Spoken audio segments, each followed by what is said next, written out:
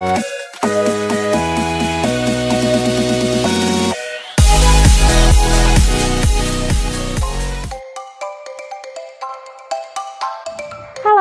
everyone, welcome back to our YouTube channel Bahasa Aku Inggris, special channel for studying English.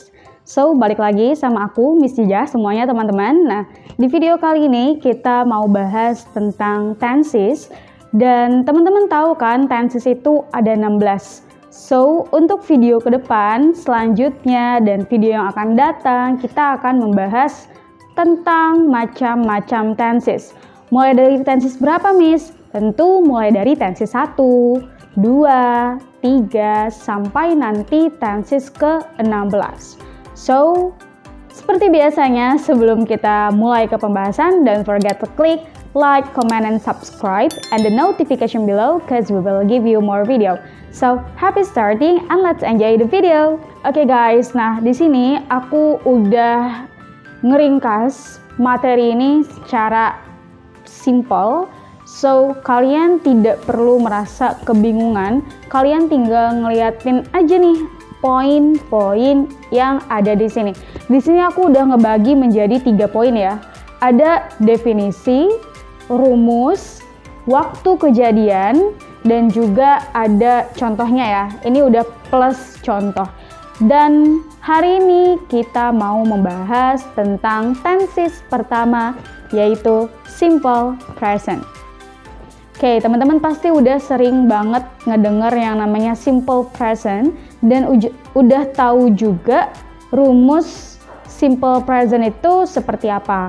Tapi banyak dari teman-teman yang tidak tahu bagaimana cara menggunakan simple present karena kalian lebih fokus ke rumus dan tidak tahu definisinya. So, sekarang kita bakal belajar dari definisinya terlebih dahulu. Simple present ini adalah tenses pertama. So, di sini ada urutannya ya. Nanti kalau misalkan berubah ke tenses kedua, berarti di sini tulisannya angka 2. Oke, nah di sini fungsinya digunakan untuk menyatakan aktivitas yang dilakukan secara rutin atau berulang-ulang. Nah, berulang-ulangnya ini aku tandain teman-teman, biar teman-teman tahu ya, maksud dari simple present tuh ternyata untuk kejadian yang berulang-ulang. Kejadian berulang-ulang tuh gimana? Nah, kejadian berulang-ulang itu seperti kalian punya aktivitas yang rutin sekali kalian lakukan. Misalkan dalam setiap harinya kalian makan 3 kali sehari, itu rutin. Nah, kalian bisa menggunakan simple present. Gitu. Atau mungkin rutin selama seminggu sekali kalian jogging. Nah, itu bisa teman-teman. Jadi, sesuatu kegiatan yang rutin terjadi, sering terjadi, nah itu kalian bisa menggunakan namanya simple present. Dan juga teman-teman, selain dari kegiatan yang secara rutin atau berulang-ulang kita lakukan, simple present juga bisa digunakan untuk general truth atau kebenaran umum. Seperti contohnya monyet suka makan pisang atau matahari terbit dari timur. Jadi semua orang tahu, publik tahu, seluruh dunia tahu tentang kejadian-kejadian itu. So, kalian bisa menggunakan yang namanya simple present. Oke, udah kita selesai masuk ke definisi. Sekarang kita bakal bahas tentang formula atau rumus dari simple present itu sendiri. Nah, teman-teman, di sini aku bakal ngebahas satu persatu. So, fokus aja, enjoy, gak usah dibawa ribet ya. Kalian gak usah mikir yang susah-susah. It's easy, guys. Oke, jadi kalimat itu ada 3 macam ya. Ada yang bentuknya itu positive sentence, ada yang bentuknya itu negative sentence, dan yang terakhir ada bentuknya itu interrogative sentence. Kalimat positif itu kalimat yang positif, menunjukkan suatu kegiatan. Sedangkan kalimat negatif itu kalimat yang sebaliknya. Berarti dia tidak menunjukkan suatu kegiatan atau si pelaku ini tidak merasa melakukan kegiatan tersebut. Jadi bisa kita artikan kalau positif itu iya. Kalau negatif itu kebalikannya berarti tidak. Seperti itu ya teman-teman. Oke, sekarang untuk yang interrogatif ini dia adalah kalimat tanya. Oke, fungsi dari kalimat tanya tentunya untuk menanyakan suatu kejadian. Oke, itu 3 kalimatnya. Nah, sekarang kita bakal bahas tentang kalimat positif terlebih dahulu. Di sini rumusnya teman-teman bisa memperhatikan ada subjek ditambah atau plus kata kerja pertama, atau bisa juga kata kerja SIS plus objek. Oke teman-teman, nah sekarang aku mau nanya dulu nih, teman-teman tahu nggak sih subjek itu apa aja? Dan apa yang dimaksud dengan subjek secara simpel? Oke, nah simpan jawabannya dulu di hati, sama nggak sama jawaban aku.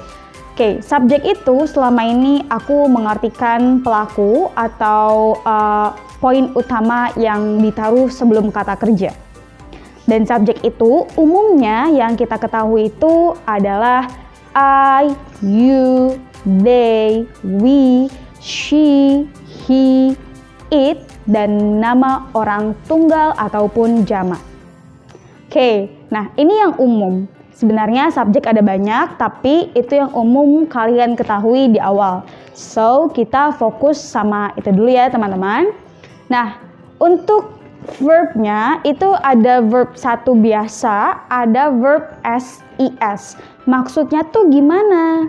Nah, verb 1 biasa itu misalkan contohnya itu ada do, di mana do itu artinya melakukan, mengerjakan.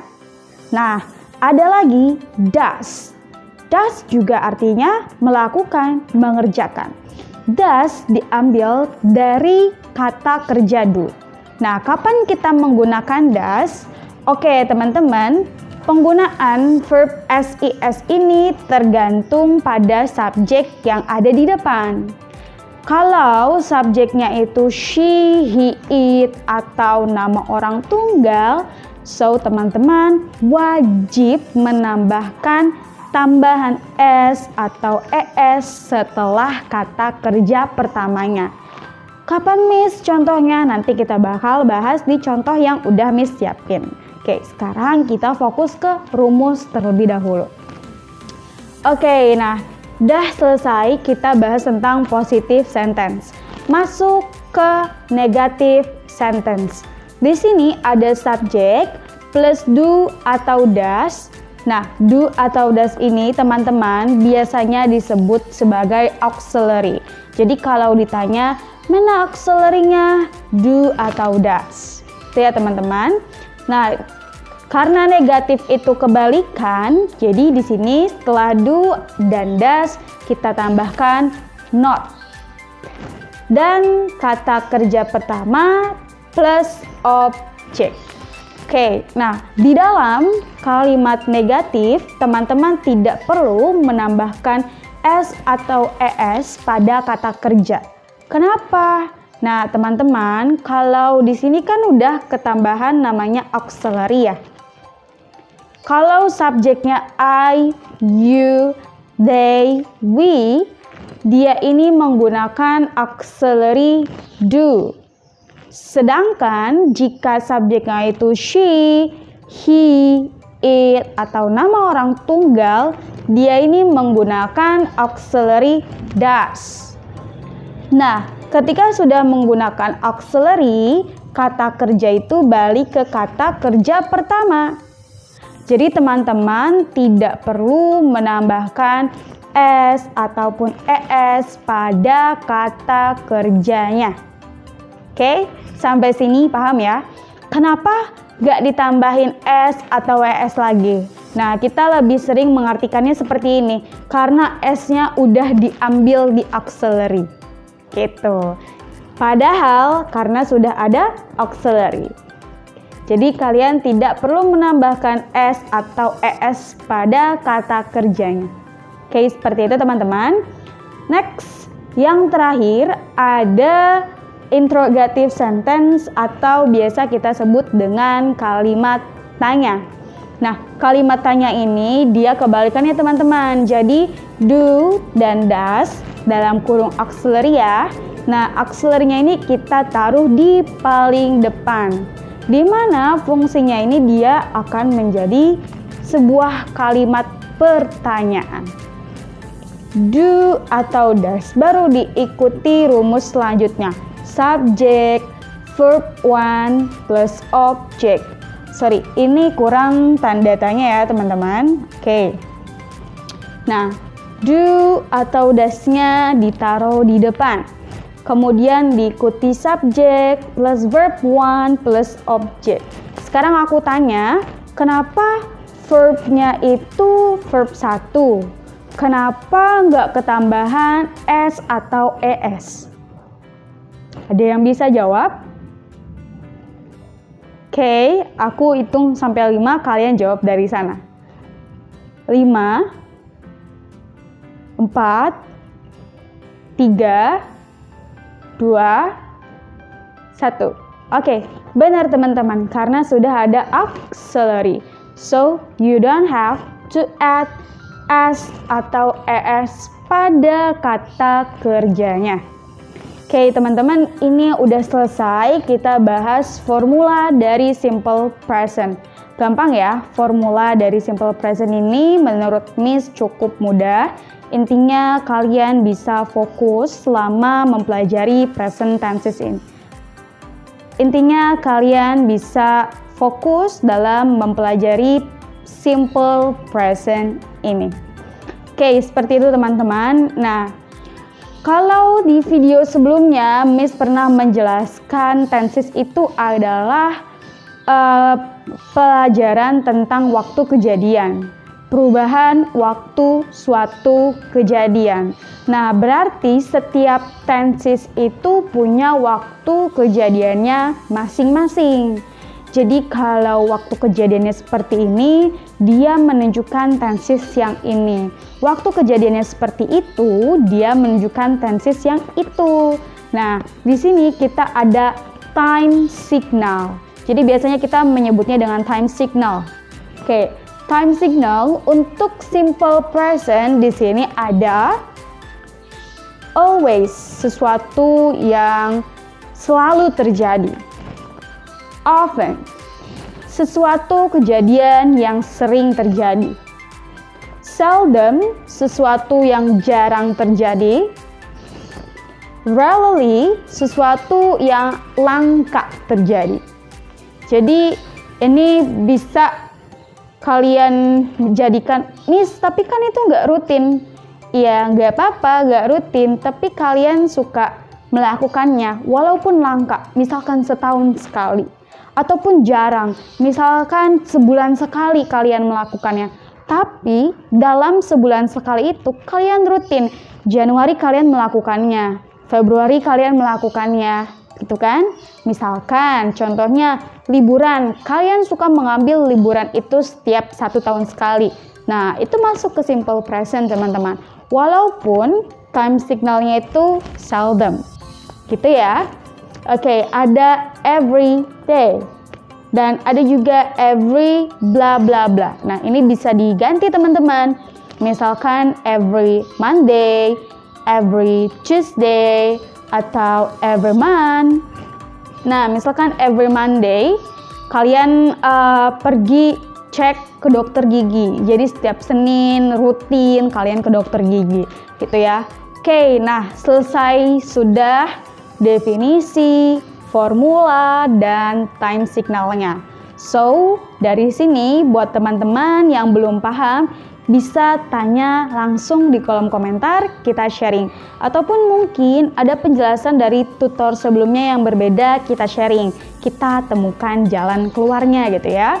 Oke, sekarang kita masuk ke bagian examples dulu. Di sini, Miss sudah menyiapkan 2 kalimat ya. Berbeda subjeknya teman-teman. Oke, ada positif-positif, negatif-negatif, interrogatif-interrogatif. Yang membedakan apa? Jadi subjek yang pertama itu I, golongan I. I, you, they, we, kata kerja, I, you, they, we, dan subjek yang bentuknya jamak. Nah, itu kan tidak perlu menambahkan s atau es pada kata kerjanya, ya. Nah, yang kedua ini yang versi ketambahan s atau es. Oke, sekarang kita bakal bahas yang pertama dulu. Yang pertama ada I work every day. Saya bekerja setiap hari. Oke, di sini subjeknya adalah I, kata kerjanya adalah work, dan di sini ada time signalnya atau adverb of time-nya adalah every day. I work every day. Oke, I work every day. Nah, sekarang yang kedua teman-teman ada she works. She works every day. Kenapa ketambahan s pada kata works-nya? Karena subjeknya adalah she. Betul, karena subjeknya adalah she. Teman-teman akan menemukan kata kerja yang ketambahan s jika subjeknya itu berbentuk she, he, it, atau nama orang tunggal. Benda-benda yang tunggal itu bisa juga, ya teman-teman. Nah, sudah selesai kita bahas contoh bentuk positif sentence. Sekarang kita bahas yang negatif sentence-nya. Nah, ini masih satu contoh dengan yang positif, hanya kita masukkan ke rumus yang negatif. Nah, I plus do, ingat kalau sudah masuk kalimat negatif, teman-teman selalu akan bertemu dengan yang namanya auxiliary ya teman-teman. Dan untuk simple present, auxiliary-nya adalah do dan does. Oke, I do not. Not itu menunjukkan kalimat negatif. I do not work every day. Saya tidak bekerja setiap hari. I do not work every day. Saya tidak bekerja setiap hari. Oke, nah, atau do not ini juga bisa teman-teman singkat dengan don't. Sorry, aku tulis di sini ya teman-teman. Oke, don't. Next, contoh yang kedua kita punya she does. Nah, kalau subjeknya she, he, it, nama orang tunggal, kita menggunakannya does, teman-teman.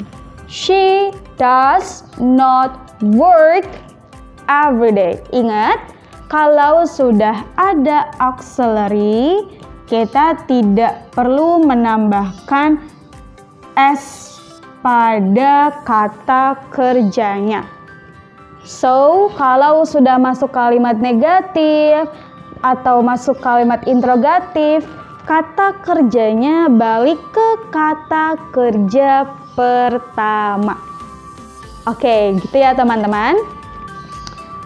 Nah, does not bisa kita singkat juga dengan doesn't. Miss tulis di sini ya. Ulang, ini don't dan doesn't. Oke, nah sekarang kita bahas contoh yang terakhir. Ada namanya interrogative sentence. Nah, tadi interrogative sentence apa?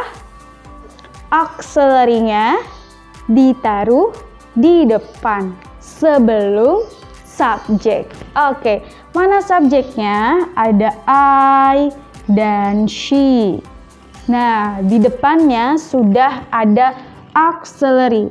Kalau I, auxiliary-nya do. Kalau she, auxiliary-nya does. Oke, kita bahas yang pertama terlebih dahulu. Oke, do I work everyday, jangan lupa tanda tanya di akhir kalimat. Karena ini adalah kalimat tanya. Does she work every day? Apakah dia perempuan bekerja setiap hari? Itu ya teman-teman. So, ini dia contoh dari simple present, positif, negatif, interrogatif. Miss, bagaimana cara menjawab kalimat interrogatif? Oke, teman-teman bisa menjawab seperti ini. Kalau subjeknya tinggal disesuaikan saja.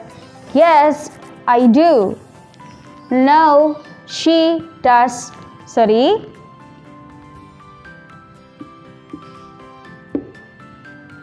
No, she does not. Atau mau disingkat pun tidak masalah. Yes, I do. Yes, you do. Yes, they do. Yes, we do. Yes, she does. Yes, he does. Yes, it does. Gitu ya. Jadi disesuaikan dengan akselerinya. Untuk no, misalkan no, she doesn't. No, he doesn't. No, I don't. No, you don't. Gitu ya teman-teman, jadi disesuaikan. Oke, ini dia materi kita untuk video kali ini. Jangan lupa di like, comment, dan subscribe. Dan juga ramein kolom komentar kita dengan pertanyaan-pertanyaan kalian yang tentunya akan kita jawab. Oke, pokoknya sharing terus bareng kita di kolom komentar di YouTube channel Bahasaku Inggris. Oke, itu aja teman-teman. Semoga bermanfaat. Stay on Bahasaku Inggris. See you in the next occasion. Bye!